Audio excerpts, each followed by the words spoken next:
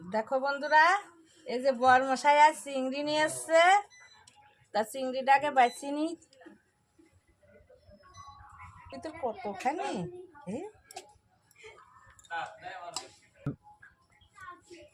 দেখো চিংড়ি ভিতর কি নোংরা। আগে কিন্তু জানতাম না, এখন জানার পরে এটা আর মানে এইভাবে খেতে ভালোই লাগে না।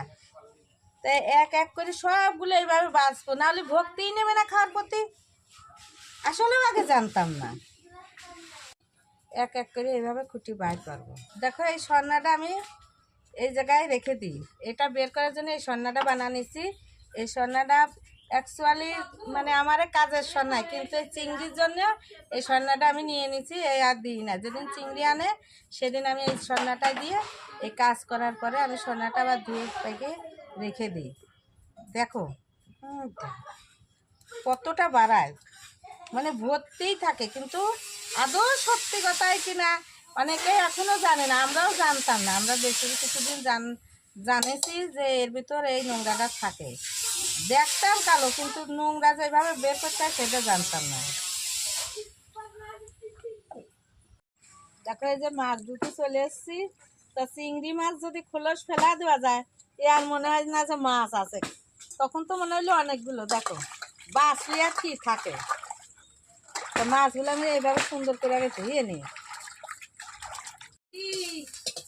দেখো বন্ধুরা, আমার চিংড়ি ভাজা হয়ে গেছে। বন্ধুরা এই চিংড়ি করবো, তা চিংড়ি তো দেখলেই ভাজা হয়ে গেছে। আর এই যে বাদ দিয়ে রেখে দিচ্ছি।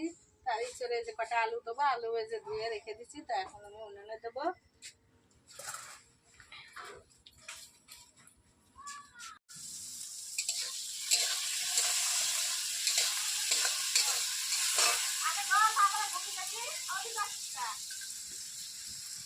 দিকে যে আলু কাটা ভাজতে রাখছি, আমি কিছু কাঁচা লঙ্কা, শুকনো লঙ্কা এটা আগে বেটে নেবো। তারপরে আদা রসুন বেটে নেবো, পেঁয়াজ তেলে দিয়ে দিচ্ছি।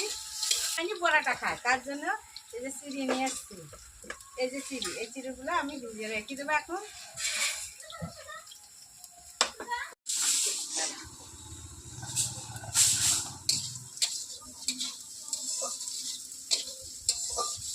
ইঁচড়টা ঢেলে দেবো। এই ইঁচড়টা ঢেলে দিচ্ছি। চিংড়ি রেখেছি মানে বড়া করার জন্য, আমার জন্য। তার চিড়িটা মোটামুটি 5-7 মিনিট জলে ভিজে রাখবো, নাহলে চিড়ি বা ইয়ে হয় না, খোলে না। আগে ভাজা ভাজা করে নেবো। আর চিড়িটা এরকম জলে ভিজিয়ে রেখে 5-7 মিনিট এভাবে ভিজে রেখে দেবো। তাহলে চিড়িটা সুন্দর ফুলে নরম হয়ে যাবে। চিংড়িটা মানে আমার পুরো মাংসের মতো কষানো হয়ে গেছে।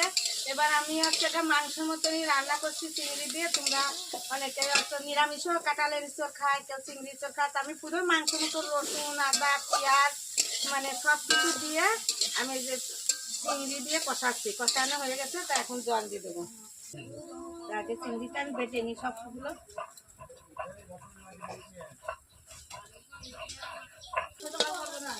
এই যে চিংড়ি বড়া ভাজছি।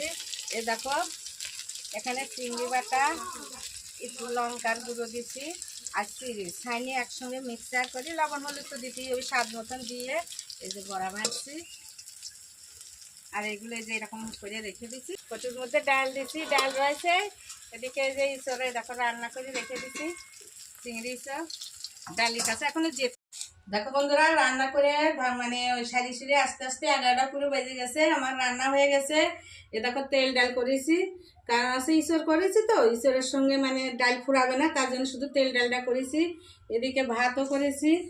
ভাত তো থাকবে, এত মাছ জিনিস বলার নাই। আর এই যে চিংড়ি ইঁচড় করেছি। কালারটা কি হয়েছে দেখো।